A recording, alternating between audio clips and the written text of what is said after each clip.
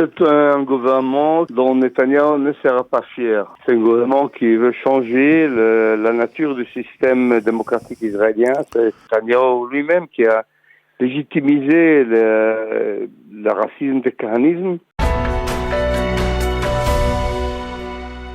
Nous avons le plaisir d'être en ligne avec Dan Meridor. Dan, bonjour, Boker Tov.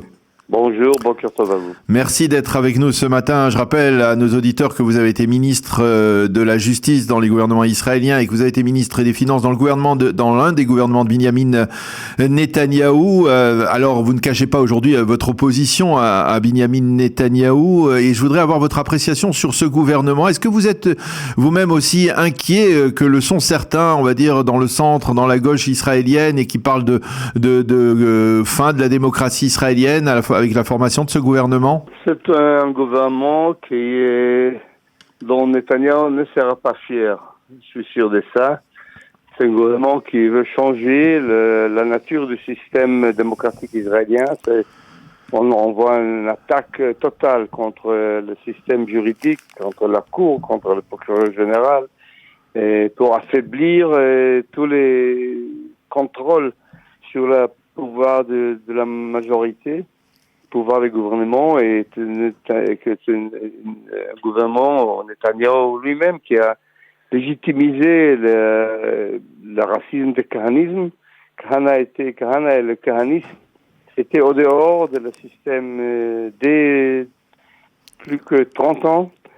C'était le Likoud qui a décidé ça pour éviter cette situation d'un racisme dans l'État juif. Mais maintenant, ils sont ici. On parle de homophobie et c'est vraiment un jour pas heureux. Je pense pas pour le centre, ou gauche ou droite, pour le sionisme, pour ce qu'Israélais. Mais de facto, Dan Meridor, quelque part, Binyamin Netanyahou a toujours montré qu'il avait une forme de modération aujourd'hui. Est-ce que vous ne pensez pas qu'il peut contrer, on va dire, certains des projets de la droite radicale, de Ben Gvir, de Smotrich, en étant, on va dire, le Mevougar Achraï, justement, comme il a parfois été, on va dire, dans sa carrière? Je ne sais pas l'avenir, on verra. Mais aujourd'hui, pouvez-vous penser de notre pays où on met la police sous la direction d'un criminel qui était 7 ou 8 fois convict dans la cour de crime? C'est normal pour vous? C'est une chose extraordinaire. C'est arrivé, c'est pas en lui donnant tout Mishmar Hakvul au dehors de la police et prenant le ministère de Défense et donnant une part à lui, une part à l'autre ministre, le ministère de l'Éducation, et partagé entre 3 ou 4 ministres. C'est une chose qu'on n'a jamais vue en Israël. C'est une chose très troublante, understatement, je pense. Où ça ira, je ne sais pas. Mais j'ai vu la force des autres partenaires de ce gouvernement et la faiblesse de Netanyahou, moi je suis sourd. Je suis sûr qu'il n'a pas voulu aller à ce gouvernement, avoir un gouvernement composé comme ça. Parce que lui, il n'est pas raciste, mais il n'a pas vu une autre alternative. Le pouvoir, c'est tout ça. Arriver au pouvoir, et tout prix est payé. Et là, finalement, est-ce que finalement la responsabilité partagée, on va dire, elle vient pas aussi des rangs de la gauche ou du centre israélien, de Yair Lapid, de Benny Gantz, qui finalement, en voyant ce que Binyamin Netanyahou fait, puisque cela va dans une forme de logique, c'est une forme de gouvernement relativement homogène de la droite nationaliste. Pourquoi finalement, d'une certaine manière, la gauche et le centre ne viennent pas proposer, dirons-nous, un gouvernement qui serait plus centriste? Je ne sais pas que maintenant il n'y a pas une alternative comme ça. Le nombre parle ici. Et il a la majorité. Et la majorité de l'extrême droite, une majorité dangereuse pour moi. Ce n'est pas le Likoud que j'ai connu. Le Likoud, vous savez, était un parti, comme le nom se dit, parti national libéral. Toute cette part libérale est racée, il n'est pas plus. Cette attaque à la Cour suprême et contre tout ce que nous avons fait dizaines d'années des temps de Menachem Begin jusqu'à moi et d'autres, c'est le contraire, c'est pas le Likoud moins ou plus, non, c'est le contraire que le Likoud a fait toute la vie politique d'Israël. Et je pense que c'est dangereux, pensons de peuple juif au dehors, en Amérique. Et l'orthodoxie est là, gagnant contre les réformes les autres. Ça sera dur. J'espère que l'avenir nous montre que je tort aujourd'hui, mais c'est troublant, très troublant.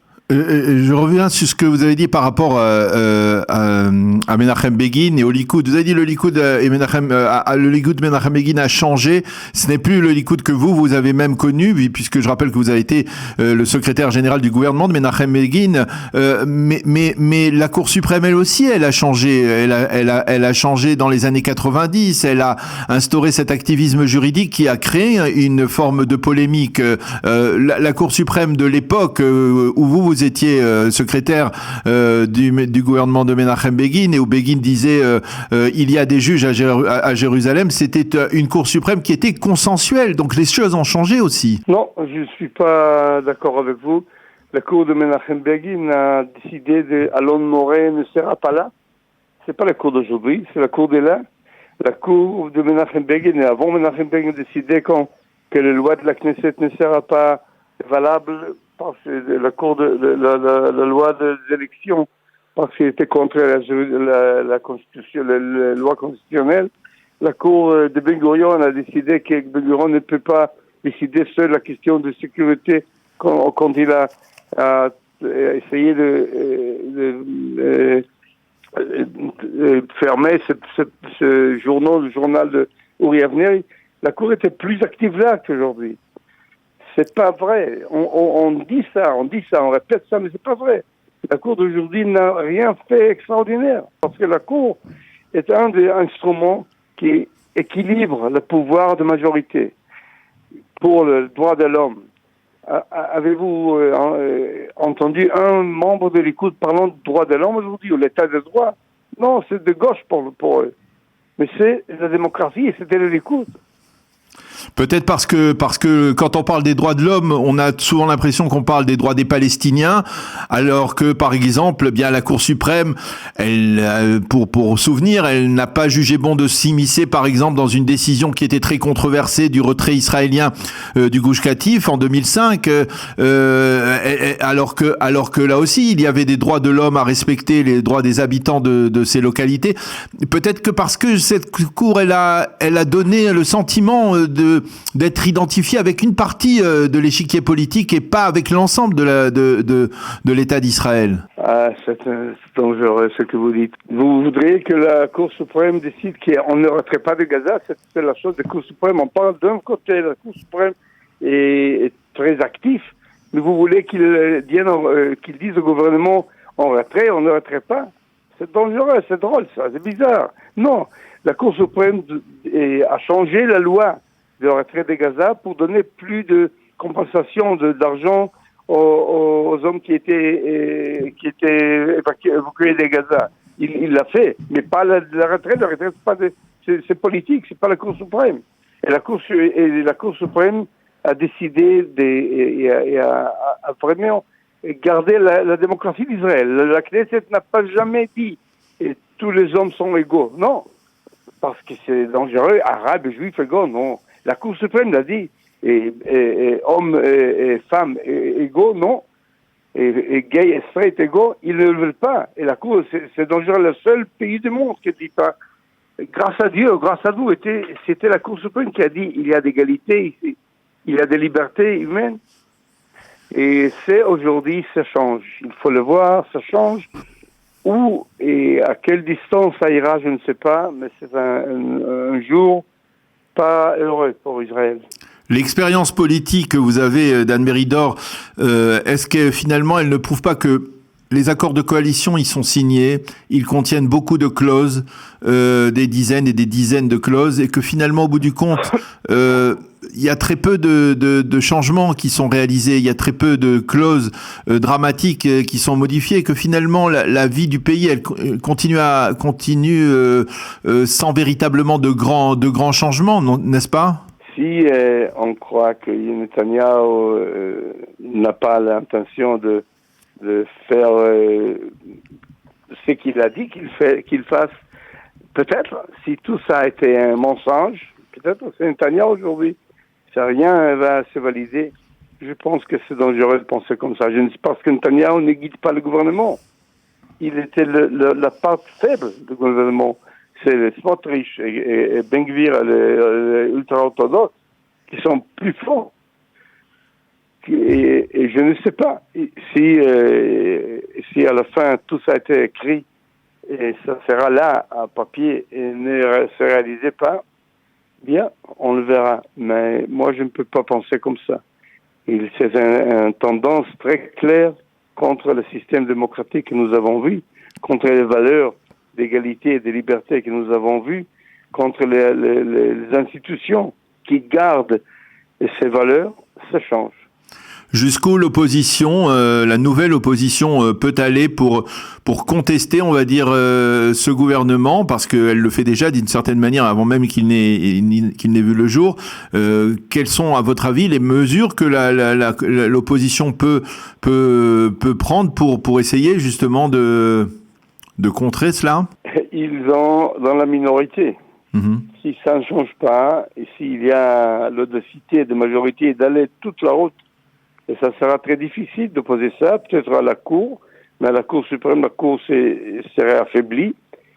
C'est justement ça. Il y a, bien entendu, la société civile, on peut, démonstration, et toutes des choses légales, c'est clair. Et ça sera difficile, mais on verra. Cette bataille, nous avons perdu. Est-ce que nous avons perdu la guerre? Je ne sais pas, mais c'est très dangereux. On le verra. Eh bien, Dan Meridor, merci beaucoup d'avoir accepté de répondre ce matin à nos questions à quelques heures donc de la prestation de serment de ce nouveau gouvernement, le 37e gouvernement de l'État d'Israël, le 6e de Binyamin Netanyahu. Merci d'avoir été avec nous ce matin. Bonne journée, à bientôt. Bonne journée.